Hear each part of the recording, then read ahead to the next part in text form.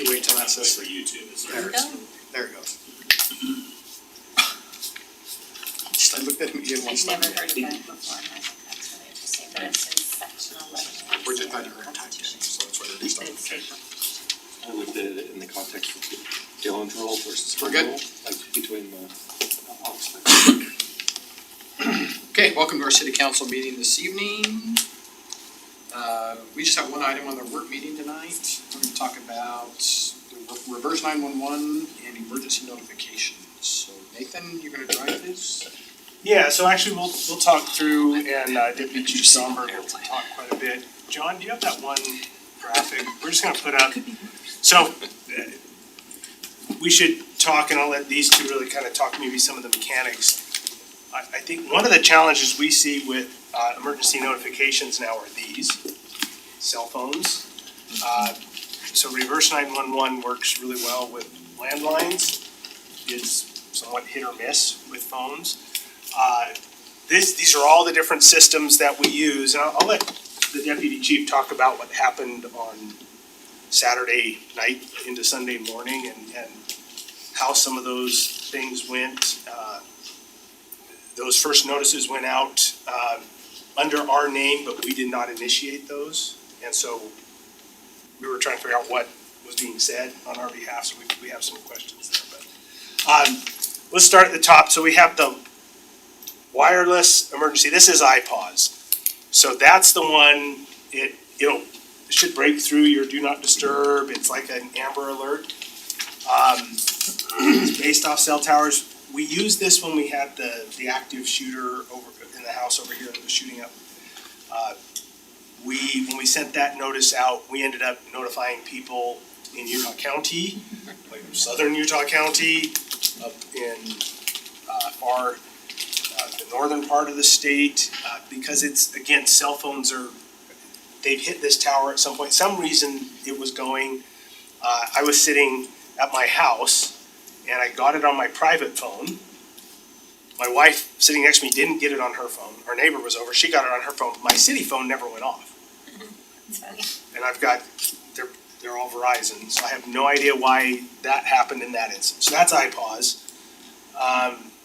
And feel free to jump in if you guys know more about these. The Salt Lake, that next one, that reverse 911, it's controlled by VEC, the 911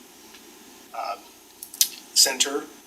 And as it said, it does all that. They initiate that. Everbridge is a system we use, but we haven't really used it for emergencies in that sense because it's an opt-in only. And we've maybe got about 12 to 15% of the city households engaged on it. And it's, I'll let these guys talk about the process. We use our website, of course, and then we have social media. So with that, maybe Chief, if you want to talk a little bit about Obviously, anytime we have incidents that happen along our jurisdictional boundary, it gets a little bit complicated. In this case, the initial address given in the crash was on the Riverton side. Obviously, the accident or the initial phase of the accident happened on the Riverton side, and that's why it's Riverton PD's jurisdiction. The actual case is being investigated by our multi-agency crash team, which is us, Riverton, South Jordan, and Draper, and we kind of work together as a multi-jurisdictional group when we do these types of investigations, but wherever the accident occurred would take the lead on that investigation. So if that helps answer some of the questions as to why it's Riverton's, that's why.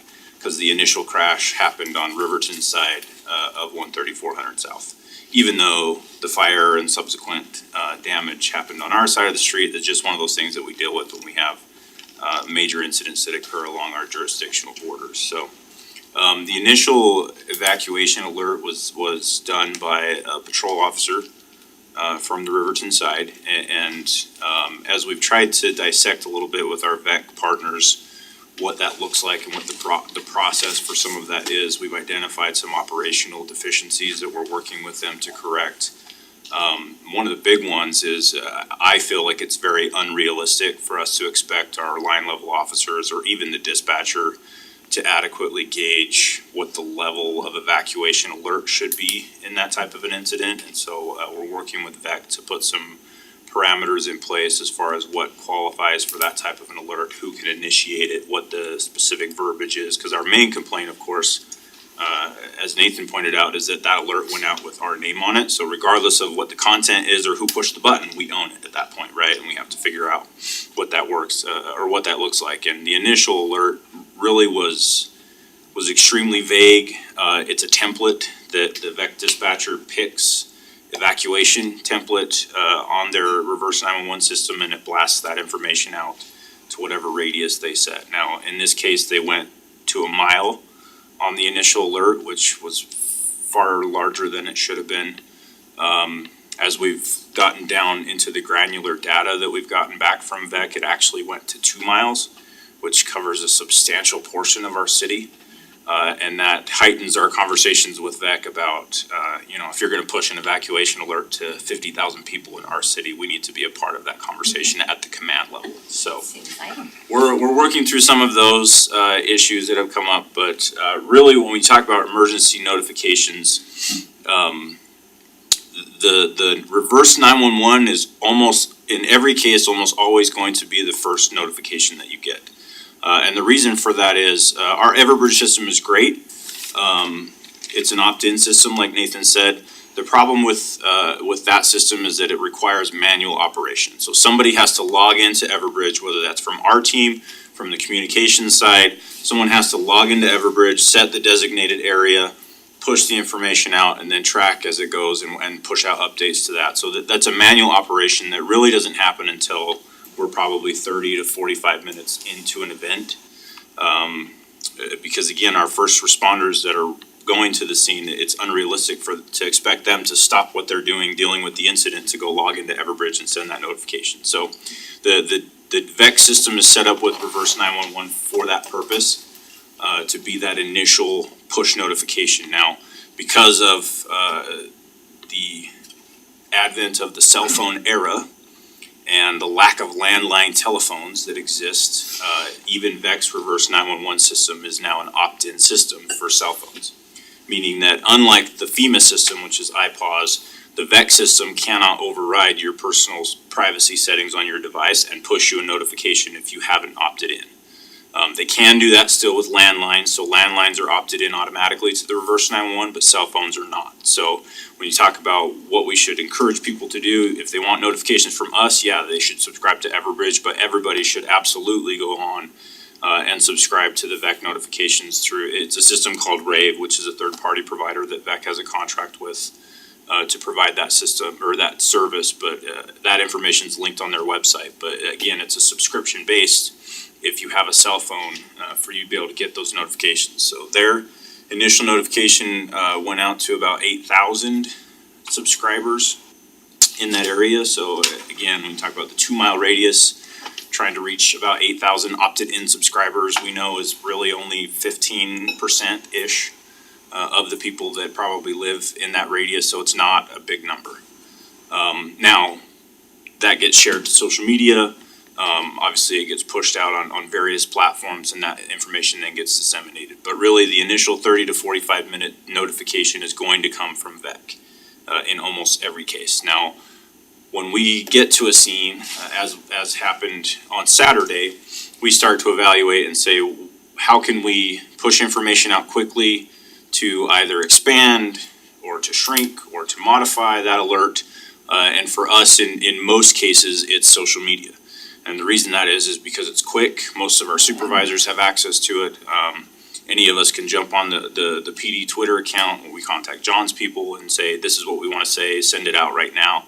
And that's a lot faster than getting on Everbridge. So that's usually the second notification that goes out. And then once we have somebody who arrives on scene or has enough information that we can make a phone call and say, hey, I need you to log into Everbridge and push out X.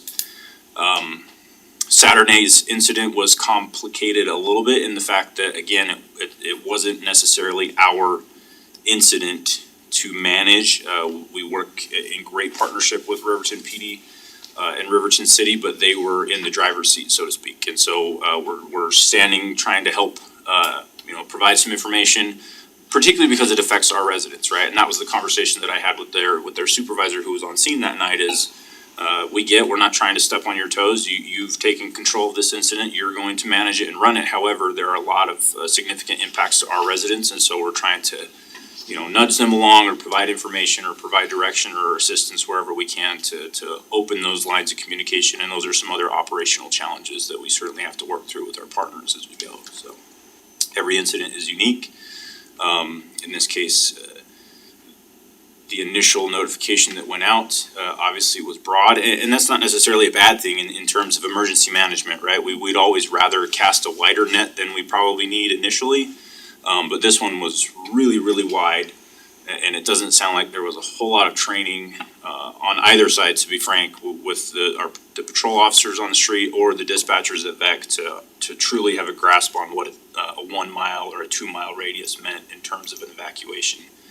Where there wasn't any supplemental information given, right? Here's the impacted area, here's the route that you should take. All of those things are things that we would push out via Everbridge after that initial 30 to 45 minute window. So, again, a lot of lessons learned. We recognized there was some consternation certainly that night with some of the vague information. We tried to, as best we could, to work through some of our side of things through social media and other means, but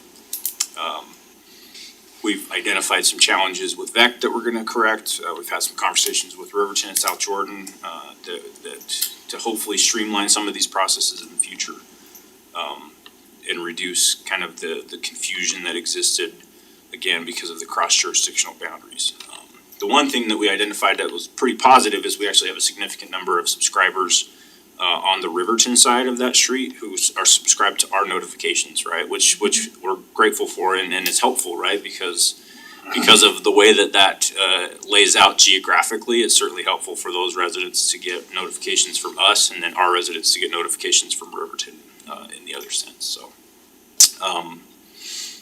happy to answer any questions as far as the communications and the alerts. As far as the actual incident, again, we'll be pretty reserved about what we say in the public sphere, but that's Riverton's jurisdiction to make additional information notifications on the investigation. I got a couple questions. First, thanks for the response. 60 plus different firefighters and plenty of police there, so thanks for the response there. Being impacted by it was, and I was right at the radius, right at that 1 mile, which voluntary or not, but the notice, we've talked about that. One, is it a static number from VEC, same number all the times? Or is it a different rotating number? Also with the text message, is the static as well or different? That's something that VEC is trying to nail down on. It should be a static number because the concept or the idea is that someone can save that number in their phone and they know that every time this phone rings, it's bypass all VEC, the other right? stuff. They bypass the other stuff. You can add it to your push through because you can set settings on your phone where certain numbers can push through your do not disturb, et cetera. So the idea is that it comes from a single number. I know when VEC calls me, it shows VEC because it comes from a single number, but they're trying to nail that down on their side to make sure that that's the case. Because that was one of the questions that we asked was, how do they know that it's you calling? Yeah. It doesn't say Harriman Police Department or Riverton Police Department on the caller ID, or maybe it does in some cases. Some people said it said Taylorsville this time. Well, so Which is that also would a be- challenge, right? Because the 840-4000 number is valley-wide Yeah. for all VEC agencies, including fire. So that's the other piece we have to figure out. Okay, and then you talked about the protocol and the information officers, like, and then how do we wake you guys up and them up, and you're doing that internally, so that's fine. Twitter's good. I got lots of comments about why don't we use Twitter, why don't we use that social media platform, so that's probably an unknown to a lot of people, or they can follow you there. And then, every message had the non-emergency number. How many dispatchers are we tying up on non-emergency number during a critical incident? A lot, and that was part of my conversation with VEC. They obviously received a substantial number of follow-up phone calls Because of the requesting vagueness, information or because of the vagueness of the original message and the lack of clear direction. And so that's something they're working through on their side with their protocol. We've actually already made some changes to the template message that goes out that requires the field commander, whoever the field supervisor is, be it police or fire, they have to determine what that evacuation notice looks like. And so the generic message says, this is the Harriman Police Department, we have an incident, whether it's a gas leak or a criminal issue or whatever's going on in this area, residents within so many feet or yards or whatever are asked to immediately evacuate. That type of thing. So they've made some changes already to the template so that it requires somebody outside of VEC to provide specific detail on what the required evacuation area looks like. Good. We noticed also in like our neighborhood watch, our neighborhood emergency management hold and aspects, we had block captains on vacation, we had other things, so a lot of those things, I mean, thank goodness the outcome, but it's a great time to retrospect and actually figure these things out before another incident, so. Yeah. Which is always our goal, right? Clearly this incident could have been a lot worse. Probably should have been a lot worse, to be frank. Just the sheer number of people who were standing on the sidewalk around the building with their phones out, watching the fire burn was I wish we could crazy to stop me. that, but that 134th filled up, even though you said stay. Yeah, and obviously the initial crews that get there are our guys and the paramedics are dealing with the injured persons, and the initial fire crew that gets there is immediately on attack on the fire, so crowd control becomes it's kind of a secondary task for us as we get resources in, but I wish people were a little more responsible.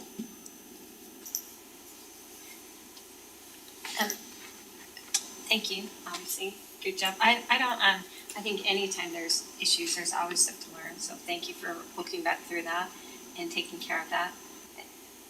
It's fortunate that no loss of life, those kind of things, that we can learn from that, so it's awesome.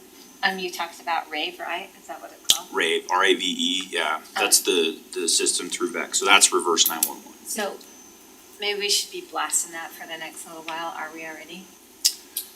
We have John and I have talked about what that communications plan looks like, and we obviously wanted to have this conversation with you before we start doing some substantial messaging, but even in the last few days, John and his team have been pushing out information on where you can sign up to opt into all these different alert systems.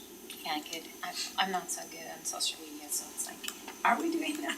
And there's apps for both of them too. VEC has their app and we do too on Everbridge. So. Yeah, VEX actually has an app. One of the reasons they went with that particular provider is because essentially when you opt in, you create a user account. So if I move out of Harriman, which will never happen, but if I moved out of Harriman, I can log into my account and update my address so that I get notifications from my new location instead of the old location. That was a challenge with our old system. Yeah, we have people in Eagle Mountain that's moved from Harriman that got notified. So. This is probably isn't necessarily your problem, but I've talked about it in the past. I've been to certain different trainings and different meetings and visited with other councils about their emergency management plan. And I don't ever feel like we have a good one as far as a council. We've never really trained on that, talked on that. There's nationwide training on that kind of thing, but it was like Saturday night. I was like, do you need our help? What should we do? And I don't want to be in that position. I think that there should be more clear protocol on what our role is. Obviously, our role, I think, mostly is to stay out of your way unless. Well, the hard part on that one was the mile radius. Yeah, it was here. I was like, because my first thought was that we can open up our community room, then I look, well, we're well within the mile. Yeah. And so, where do we go? And, it was just, and then we weren't getting a lot of, I wasn't getting a lot of information, I don't think we were, there was a lot going on right at that moment, they were busy. Yeah, but- completely understandable. Cause that's your wheelhouse, right? That's Yeah. not us to get involved in that.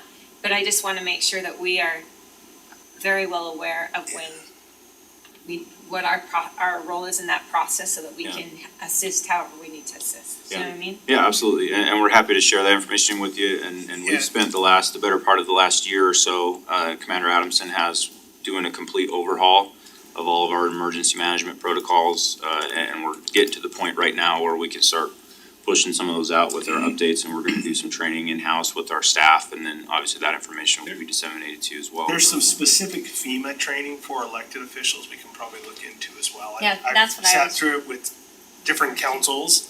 I don't know how it would have, generally, it's for big issues that are ongoing for days, but, And Salt Lake County Emergency Management provides that elected official, appointed Yeah. official training, so I'm happy to reach out to them and schedule that. Yeah, I think that couple of times. I think that that's what we've been informed about before, but just never participated in that, and I would hope that we'll never have to deal with that, but if you had a major earthquake event or something like that, which is always possible in our area, then it would be good to just have, I just feel like the council, if they're leaders in the community, should understand the process. Yeah. It's important for you to have a baseline understanding of how, essentially how the operation is gonna work, right? And every incident is unique. Like I said, one of our biggest challenges with the incident that happened on Saturday was the gas piece, right? We're waiting for Enbridge essentially to tell us whether or not there was a rupture underground. Because that changes substantially our evacuation radius, our operation.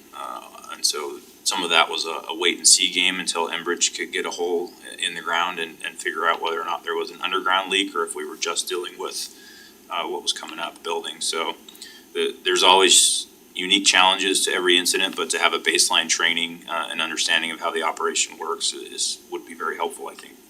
And also on the fallout, like if we have an evac center, if we have Red Cross coming in, where do we facilitate ourselves in that process? So, And that's a great question. We had all that stuff staged on Saturday night. We'd already reached out to them and we're ready to pull that trigger if we needed it. And Nathan and I had a conversation that that's a great place, honestly, for you as community leaders to be is in whatever that evacuation area looks like. That's some place where you can be very helpful, but simultaneously be aware of what's going on and receive updated information. So. those are my biggest questions, because I 100% don't believe that that's our role to be in your middle of your way. Somebody called me, you gotta get over there, and I'm like, yeah, that's a great idea, why not To just do go what? get in their way? Yeah, Get exactly. in the way? That's what I said. Had three neighbors Stand texted around me, me. I'm I like, mean, "You're over generally right now." where we would come in is once, I'm gonna go back and forth, but the way I mean, Chief and I have had a lot of conversations about this with even just our communications that go around. You rarely see me comment or interject with any of those things like, yep, give me the info. I trust you to tell me what you think I should know. And if you need our help, then let us know. And to me, what that means is that if it gets to a point where, yep, this is a larger scale event and we're gonna be sending people to a location, we would like you to be over there so that we can communicate with you and you can talk to your residents. But I don't know of any situation where this is just me being involved with PD and UFA. Of course, I have a board meeting with UFA on Tuesday, so I'll get their download on all of this as well. But I don't know of any situation, at least in my somewhat limited experience, where they need us at the location of any Amen. event, right? Yeah. So that's just my 2 cents on what's our role. Our role is to support them, right? In that, so the things that I've written down is, to me, there's kind of two major things. By far the most important one is the emergency response from PD and UFA and those entities. That's the most important thing. In this day and age, everybody wants information right now and they want all the details. Like, well, you don't get to have all, even today, he just told you don't get to have all those details. Even though people want it, they feel like they're entitled to it. I feel like there's a bit of kind of outsized expectations on the information that we even have for them, and if we have it, what we can really give to them. So as long as our focus is on the emergency response, taking care of that event, you're absolutely right. I have no expectations of anybody there on the scene to be calling any of us or to be pulling away from that, going, okay, I've got to, write a report and get information. Take care of that emergency.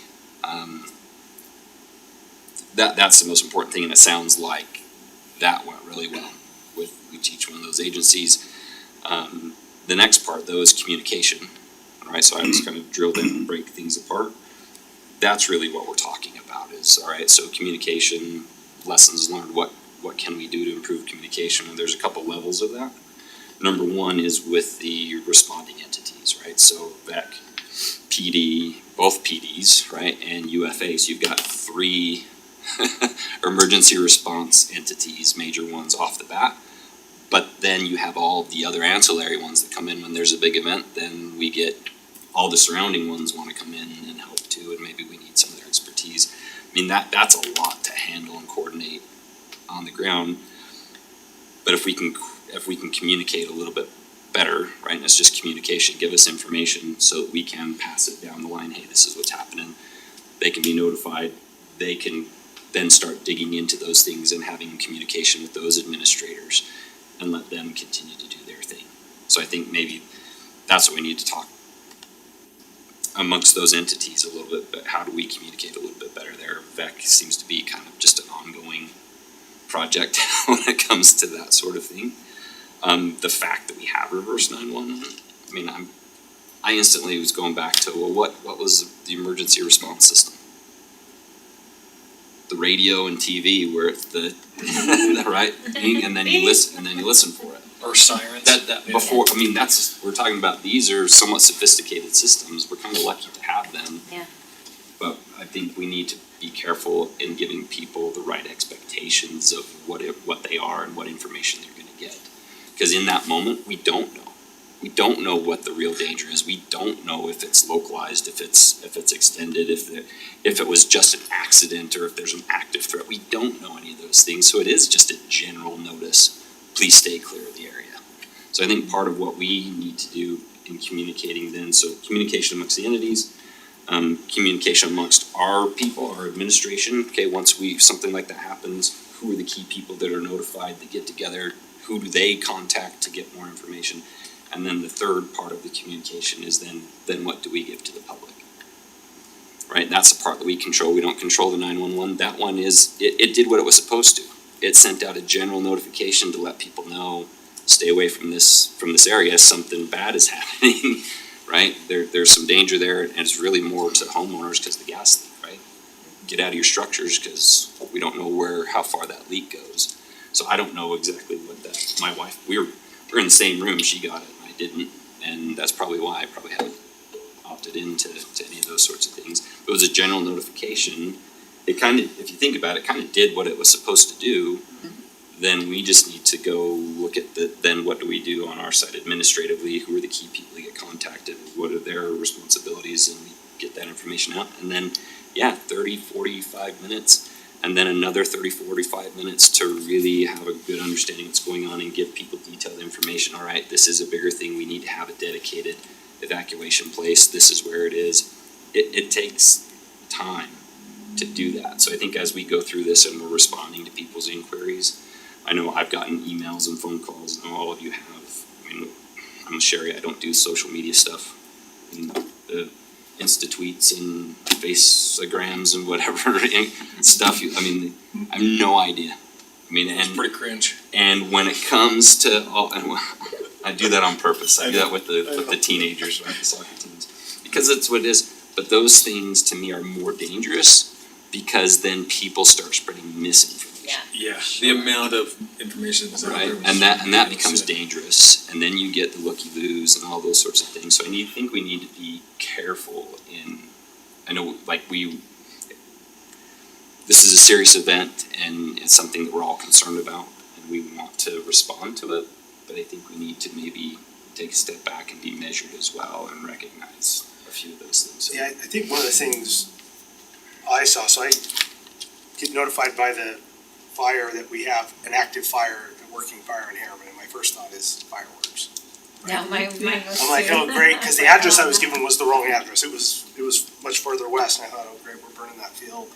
And so I start thinking that, and then the next one comes in, now it's a building, and then I got something from the chief, our police chief, and says, I think that Domino's is ours, and there's a car on fire, and it's like, oh, okay, so it's kind of spiraling, so we were trying to keep you in the loop, but I'll say, I was also not getting a whole lot, but I don't want to, I know from the fire chief, they're working on this, we're waiting for Yeah, Everett. and that, like I said, that's okay, I think because that the information emergency we got, response is the most important thing. Yeah. The hard part was knowing, okay, we put out a notice, but I never got, so I don't know what people have been told. Yeah. We don't know till later, much later, what that notice looked like.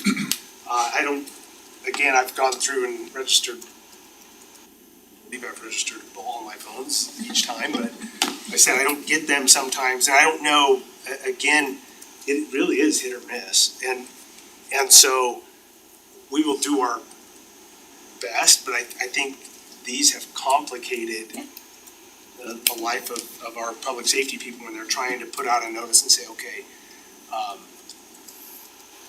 I think working on the back end with the VEC as well to have a little bit more control, so we don't go a mile, 2 miles, 3 miles evacuation, because now we're talking 100% of the city. We're moving a good part of Riverton and Bluffdale. We're moving thousands of people nowhere, because we've told them nothing. We don't know. They don't know which direction to go. And it was, it's at this intersection. Well, where is that intersection? To direct traffic No. for that, right? Yeah. So- Yeah, we didn't, it was, so how far have we moved? And then, again, my first thought was, well, we'll just open up the city hall. And then I can't open city hall, so I'm trying to think, well, where do we go without any information? What do we do next? That was another part of the conversation that I had with VEC too. So internally, when we have a notification of like a SWAT call out or something, that notification goes to everybody in the command staff intentionally, so that we all have the notification and what was in it, right? That doesn't happen on the VEC side. And so we've talked about, if you're gonna send out an alert anywhere in the city, there's a list of 18 to 20 phone numbers, right? Including Nathan and Wendy and everybody. This list of people gets every alert that you send to Harriman City, right? Kind of along the same lines of what we do internally, and that was not a part of their process that now is. So, again, just things that we have to work through. I'll be honest with you, from a PIO standpoint, we turn to social media because of its reach. Yeah. Right. The initial alert goes out reverse 911, but again, a mile from where that was, it again actually went to 2 miles, but only 8,000 people in that 2 miles is not a lot.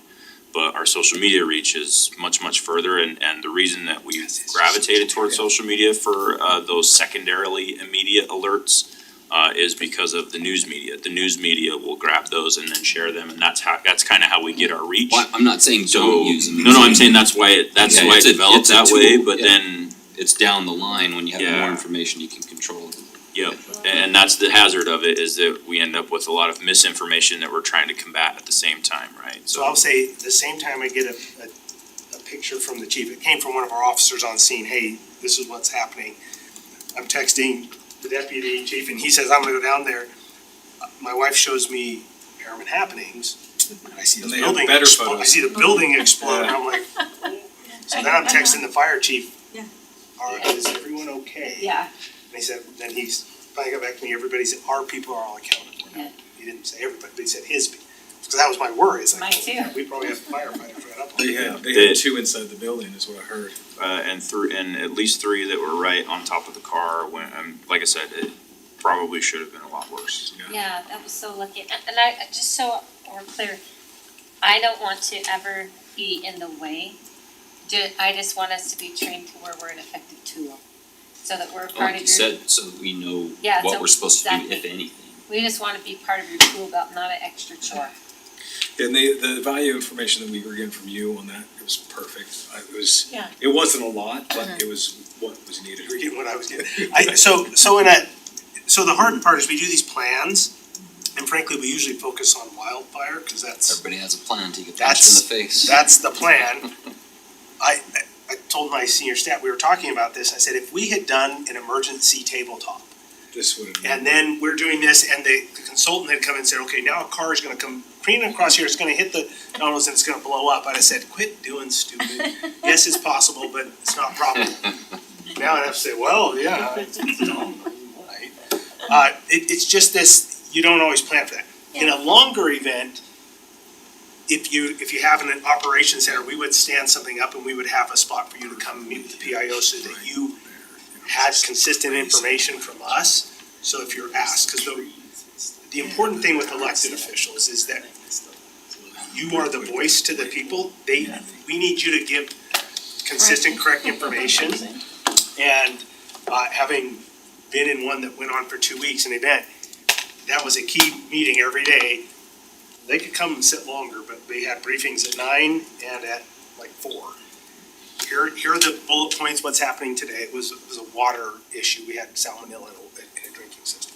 So it's a little bit slower, but we met And I would say the first few days, everybody was there. After that, council showed up when they wanted to, because a lot of it was, here's our plan, Flushing, but we tried to give them twice a day updates with consistent information. On a longer going, that's what you would expect.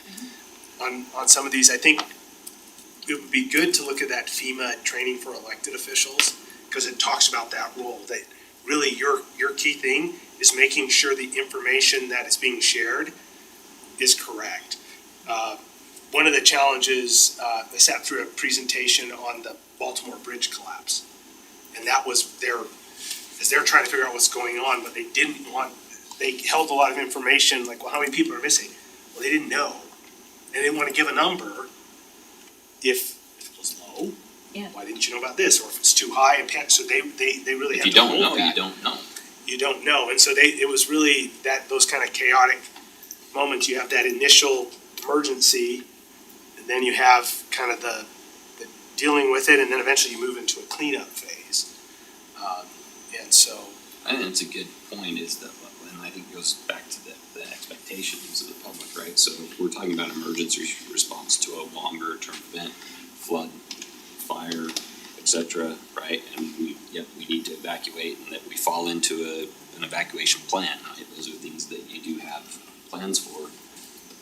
Yeah, how do you plan for something like that? Yeah. And there's an evacuation notice, but it's really just an emergency because we don't know the situation. There is no more information to give people. There isn't, well, how come, one question I got was, well, how come there wasn't a location to gather, and people weren't prepared, and they're being told to evacuate their homes, and not everybody can go to a hotel. I'm like, wait a second, what do you mean go to a hotel? There's a potential gas leak underground, just get out of your structure so it doesn't explode on you.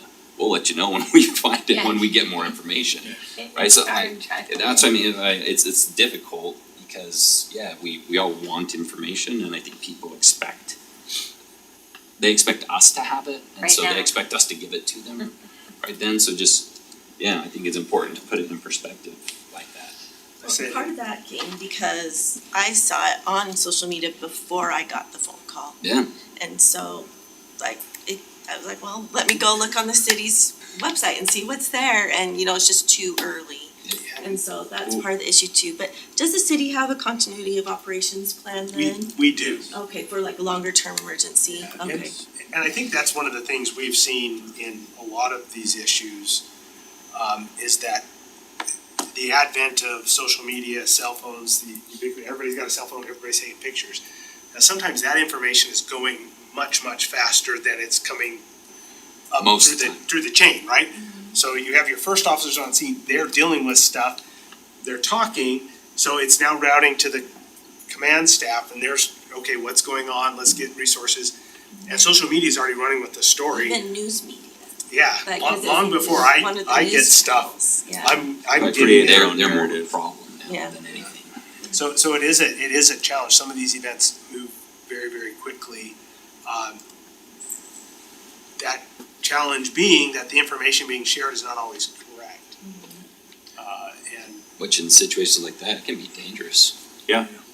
Well, and that's why it's important, like you said, we have to manage the expectation of, the information that's going to go out. So, the initial crash happened at about 10:15 at night. Our update that specified the direct evacuation area went out at about 11:40. So really less than an hour and a half. I won't say it's great, but it's pretty good in terms of emergency management Responding to to be able that to, sort of situation, yeah. right? So it's really the expectation that everybody wants everything right now. We just don't have answers to a lot of the questions. And so, particularly when it's a multi-agency event, it's a large-scale event, we're relying on some of our private partners to tell us what exactly we're looking at. And so they're marshaling resources and trying to get to the scene and gas have to bring a company. tractor out to dig a hole, right? It takes time. And so the 90-minute window that we really had a lot of uncertainties and unanswered questions is not unusual. So it's really important that we try to manage the expectations of what information will be available in that first couple hour window. The hard thing with that though is what I heard from a resident is they were on the 1 mile border, and so they were getting a message of you should stay in place and you should evacuate. And like when you're talking about a gas leak and you don't know if you're staying in placing or evacuating, like it's scary. Yeah. And so, and then that, hour of leeway time when you're figuring things out, that's like when it's dangerous to be close if you're supposed to be evacuating. Yeah. And so I don't know how you deal with that, but, that's tricky. Yeah, and at the end of the day, I think a lot of what you're talking about kind of falls in line with one of the questions we always get from residents in the aftermath of something like this is, well, why didn't you come knock on my door? Oh, At some point, I can't hold your hand, right? And you gotta make a decision that you feel is in the best interest of you and your family based off the information that you have, and we'll try our best to provide you with timely information as best we can. So one of the lessons learned for us is, as we said, so this went out based off of an officer calling back from another agency saying, hey, here's the distance. Now we'll have that in, so that, There's a little bit of I checks thought it and was balances. UFA who had made that call. Only find out later, no, it was just one of the first officers on scene called and said, hey, I think you should do this. That's what Beck did instead Which was the right thing to do in the moment. Yes, we. A mile's Like, pretty get 'em out of here. Big, when you think of how many people without any Well, I mean, just as far information. as him contacting them and how does he know? Yeah. What the distance is, better safe than sorry, and. Yeah. I mean, we got, so where I'm at as well, I don't know if we're within the mile radius or not. No, My wife gets it, says the address. She's like, what's going on? I'm like, how should I know? You got the thing. Like, what's the address? I'm like, well, that's way over there. I think, then it's our judgment call. I'm like, I think we're good, right? Yeah. We'll just keep watching and look for more I information. didn't get it either, cause I was outside the mile, so. But that was one of the conversations, part of the conversation we had with Beck too, is who's making that determination, right? In the case of gas leak / fire, that really should be the fire command that's making that determination. And so the conversation we had was, well, you have a police dispatcher on a police channel, and then across the room, you have the fire dispatcher on the fire channel. There ought to be some communication between the two before that button is pushed, to where the fire command has a chance to weigh in that decision. If we haven't got to the point where we created our unified command in an incident like this, that the fire side can weigh into that decision before it's made. That's part of our procedural corrections that we're going through. Yeah, especially if they're in close proximity, but I'd rather them push the button sooner than later, They're in right? close-ish I proximity. mean, when a car goes in and basically starts on fire and, yeah, I You hear heard one of the gas. reports was you hear the hissing all you noise of could hear. gas. Sound like a Yeah, jet tell engine. people to get out. Well, and There were people just I don't know that standing around people watching. recognized what that hissing noise was. The- Probably a lot of people that didn't know thought it what that a was. leaking Yeah. toilet. Yeah, my point is like, I'd rather be safe than sorry, and Yep. like you said, now afterwards, okay, well, how can that communication go It's- better and. It's always easier to cast a wide net and then neck it down. Our officers are running around telling people to back up, right? Yeah.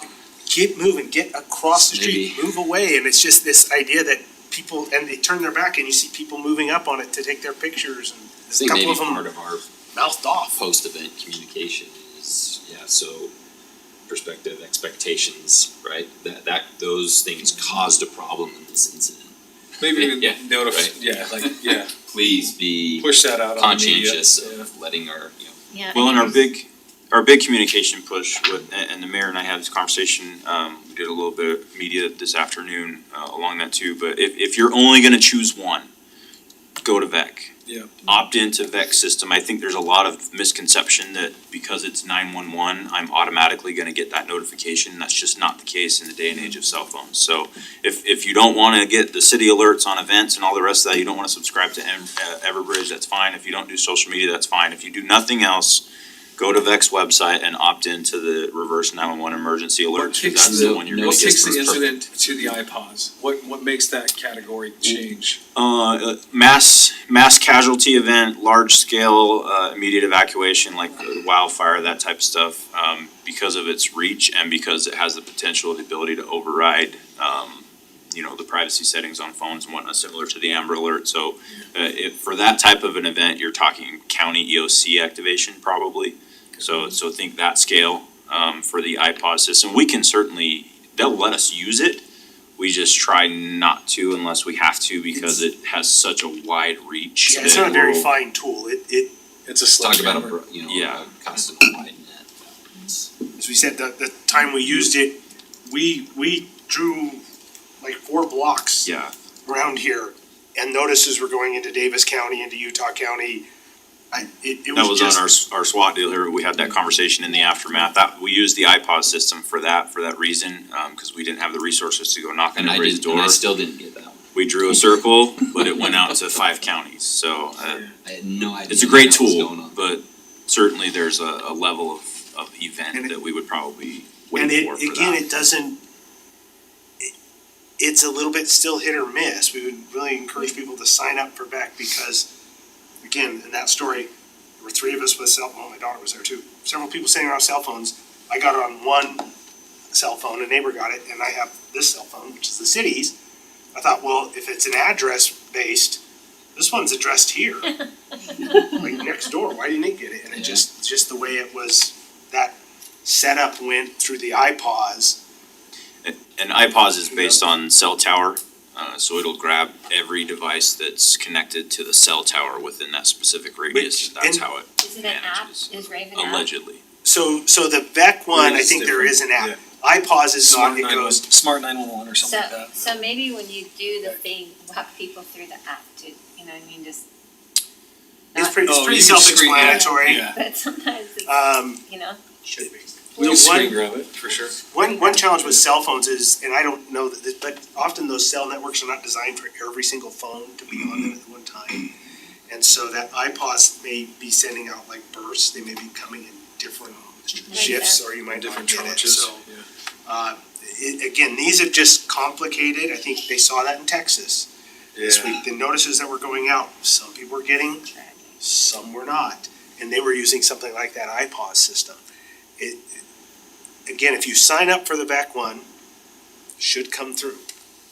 But we Did will, they do emergency broadcast But tests? again, none of these things are perfect. on the TV, if somebody has their Yeah. TV or And I think- radio on, back to your other point, that I think that, well, Wonder if they could there's test a the VEX great system. movie, Twisters, I think it's called, of people storm chase. I think you'll always have people chase after the thrill Yeah. of things. You got their scanners on. Well, cause they wanna get, They wanna get good Views, yeah. videos or things like that, and it's like, well, you could just get dead, but they don't care, they just, Well, I think that's a Gotta good have a point to make video. in kind of our post communication with the public is, look, there was a real danger there and we're really lucky that those bystanders that were trying to get video and stuff weren't injured.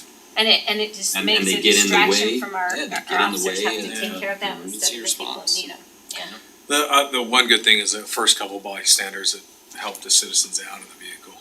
That was impressive. Yeah, I don't think I saw any of them holding the phone up while they No. were doing it either. Very true. Different caliber people. Were there people in those stores when Yes. this Oh, yeah. happened? Yes, it was closing time, but still, yeah. at least, the 2 restaurants. The 2 restaurants were open, Cause I was amazed that, Was there any That's damage to shocking. our facility? yeah. No, I think our facility weathered it. Yeah, Do you have an update or? yeah, it was, Justin?